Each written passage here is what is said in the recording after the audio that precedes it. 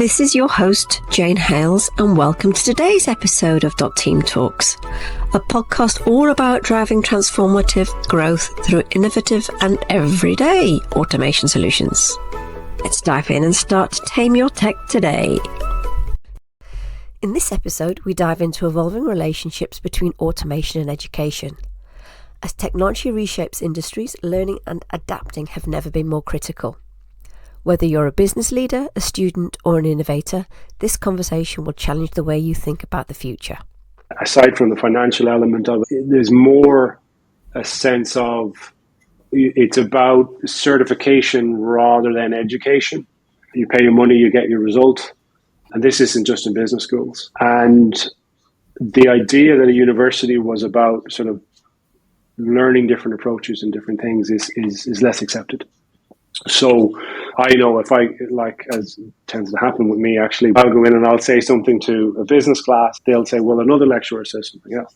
In a university sense, that's great. You have these different opinions, but I think in terms of attitude today, that's not acceptable. There's only one answer and you're there to be told what that answer is and move forward. So as I said, to the detriment of universities, because that ethos is going, the one of differing opinions, differing perspectives, debate, argument, but also students not understanding that actually there may not be one right answer. I tend to say that if you ask a question of someone who knows what they're talking about, they invariably will say it depends on the situation that you're in, the market environment, in marketing sense, understanding your customer.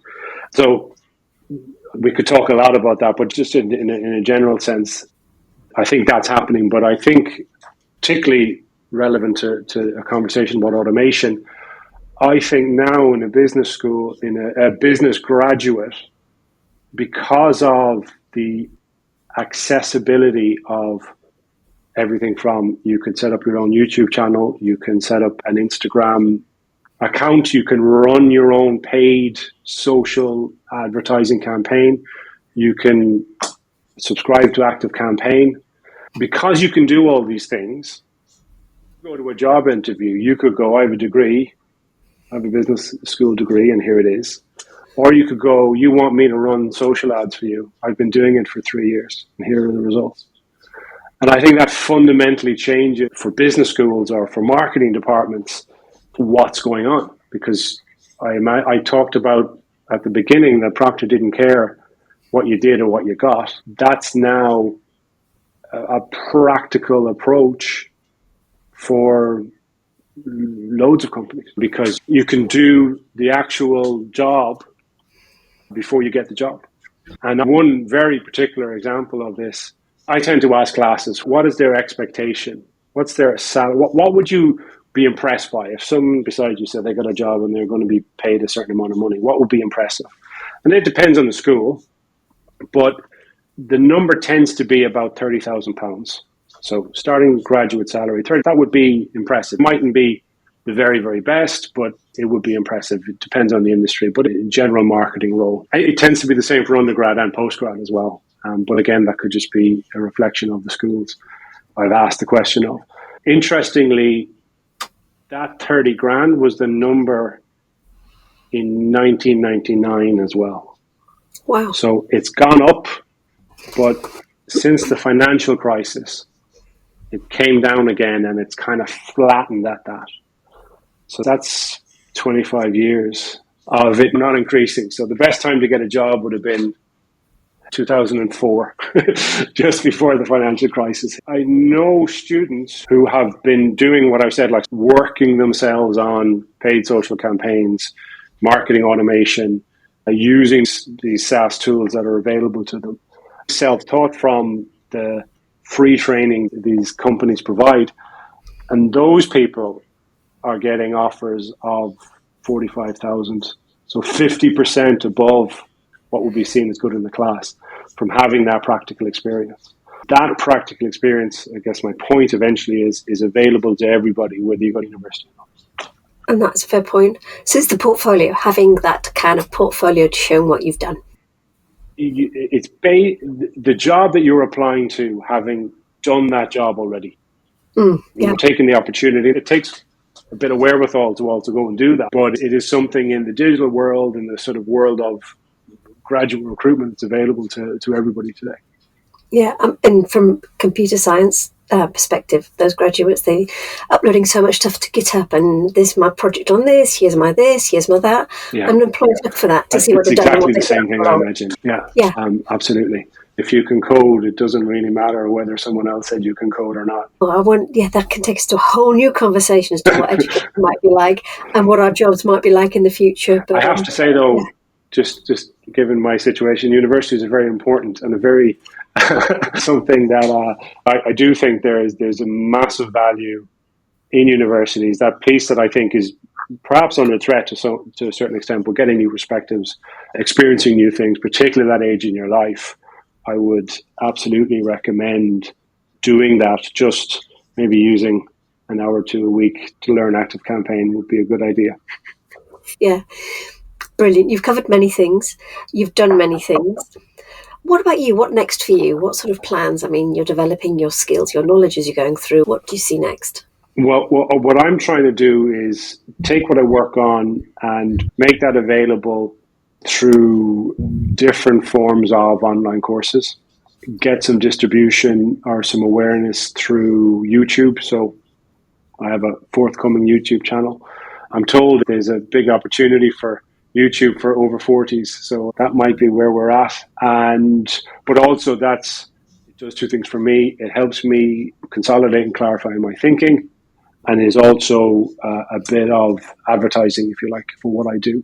So make content available to people via YouTube and link that to both potentially consultancy gigs or online courses, and probably a mixture of each of those. So take a lot of what I do and apply it through a new distribution channel. Would be a summary. The people don't need to go to university to hear your lectures. They can view it online. That makes sense. And where can people find you if they want to find these courses and they want to? StrategyOnepager.com, or there's a YouTube channel which is also called Strategy Onepager, all one word. Excellent. I look forward to looking at that. Super. Thank you. Thank you so much for coming. No problem. Been excellent speaking to you. Right. And now the final bit about the books. Super. Right. We're going to cut that off. I'm going to put the book thingy as a smaller bit of a podcast, whatever. Brilliant. Well, thank you, Mick. That was excellent. In terms of... I was going to say, it may have rambled a bit. I'm aware of that. If your editing chooses to take that approach, that's perfectly fine with me. Say that in advance. No, that's fine. We're doing light editing largely. So what we'll probably do is turn it into two. The first part, and then, I don't know, maybe more about the education part being the second. Yep. Part, and I'm happy, I mean, no expectation, but if you wanted to just say, look, we need you to talk. We need another 2 minutes of you making sense about something. I'm happy to do that as well. I mean, it's still a learning thing for me as well. I usually say, I'm intrigued the fact that you've got the YouTube for over 40s. Brilliant. I'm happy about that. Well, yeah, that sounds almost dodgy, actually. But what I was trying to get at is YouTube for like kind of education or even a business kind of focus. Yeah. Which I know exists on TikTok as well. I have not got into that because I thought it's another rabbit hole I'll go down. But the whole YouTube Shorts, similar idea, similar principle. Yeah. And you create that content for one platform, it's easy enough to put it onto the other platform. And if you've noticed recently in LinkedIn, the videos are becoming more prominent. Similar type of content. Everything is focusing on, like, it's just video everywhere, which I personally hate because you can't skim. Whereas you can skim when you're reading, but you can't skim a video, but everything is video and short video as well. Yeah. I have a friend who runs an online education company, and he says videos need to be at most 5 minutes long. And if you've got 20 minutes, make it 4 videos. Having said that, the big trend in YouTube now is actually really long videos from like 90 minutes, 3 hours long even. Yeah, that's the, like, right now, like very, very current is long, really long. Like what I've learned over the last 20 years are the complete way of doing something.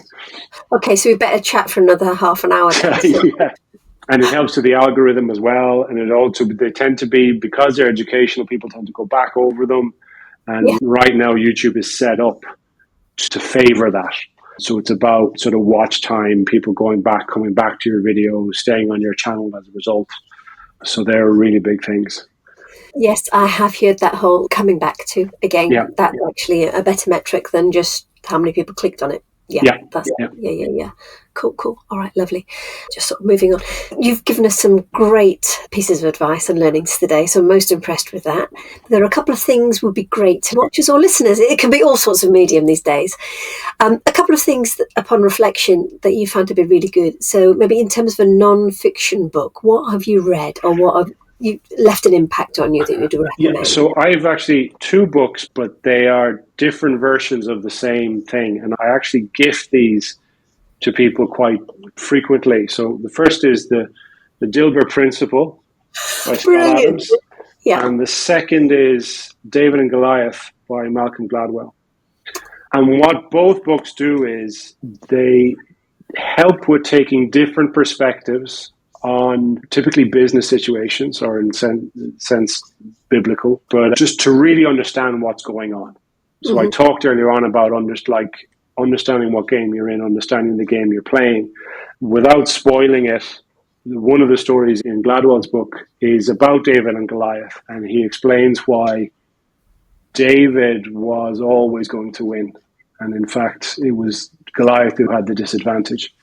So there's no surprise there, even to the point that David cheated, but would have won regardless. So that's, again, another perspective on something that happened. So it's useful because a bit like understanding insights in marketing or in market research, which you'll be aware of, it's the best way to learn is through practice. It's very difficult just to get a definition of what it is and find it. So both of these books give numerous examples of different perspectives. The principle's absolutely full of them in terms of things companies say and what they actually mean by what they say. But it's not to everybody's taste. So failing that, you can read the Gladwell book. But I think they're both worth a read because they both give numerous examples of that kind of thinking, which is the best way to learn it. Indeed. Sitting in somebody else's shoes or walking in somebody else's shoes, as you say, it's a great perspective. Brilliant. And what about a tool or a habit that you have that you think, right, this has really done me well and I couldn't do without it now? I've always had some kind of online or computer-based note-keeping thing. I started with Evernote years ago, and I've been through Microsoft OneNote and Notion, but I've actually come back to Apple Notes, work on a Mac.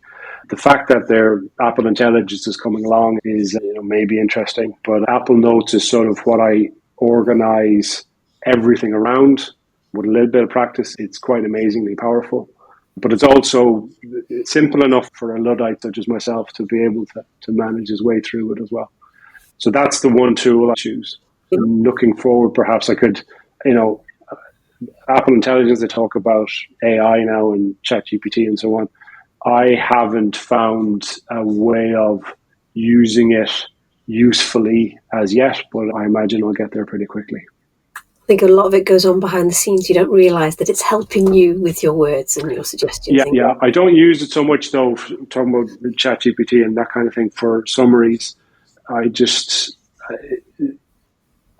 I find what I take out of a lot of the things I read is different. And also, when I'm trying to create some kind of content around it, I think it's necessary to know what you've left out as well as what you would choose to put in. Excellent, yeah. And what about future apps or hobby tools or behaviours that you might want to have a go at? I mean, a bit like my choice of Apple Notes over ChatGPT, the one thing the habit that I would like to do a lot more of is just exclude things. Just go, not I'm going to get to that, or I'm going to, I need to summarize or work on that. I just need to go, that's not where my focus is at the moment. Okay, saying no, almost. The opposite, saying no, the opposite of collecting. So just shedding things, and there's quite a relief to it as well. Makes for just a better working day. No, that makes sense, as you say, the focus. And finally, in terms of your younger self, what piece of advice or reflection would you look back and say, if I was in my 20s or my teens, this is what I wish I had known? I would say it's a lesson I keep learning, but that in a somewhat flippant way, nobody knows what they're doing. I remember being 14 years old watching a local lad play football and thinking that was amazing. Imagine being 18. And then I got to 18 and I felt exactly like I did when I was 14, and I still wasn't any good at football. But as you progress through your career as well, you imagine that the boss or whatever else has all the answers, and in fact they don't. And I think that kind of thinking leads to expectations that it's possible to make the right decisions all the time. And increasingly I have a model whereby, the first thing you need to do with the marketing department is you get the basics right consistently and at speed. That's a great place to automate. And when you're doing that, you're on the lookout for opportunities of breakthrough success. And they may never come, and they may all come at once. But knowing that all the case studies you see are those one-off or infrequent opportunities, not what people do all the time. So it's sort of an extension of it. And I think as a younger person, imagining that someone gets it right all the time and not knowing that people are just trying to figure it out as they go along, it both creates pressure, but it doesn't open up being receptive to what these opportunities are. So you need to know, and to a certain extent, ignoring doing the basics as well, which can be detrimental to one's career. I've also found out. Yeah, well, excellent. That's some fantastic reflections for our listeners. So thank you so much. Really appreciated speaking to you. Thank you, Jane, and we'll talk again, I'm sure. Yeah, brilliant. Thank you. So thank you for joining us for this episode of Team Talks today.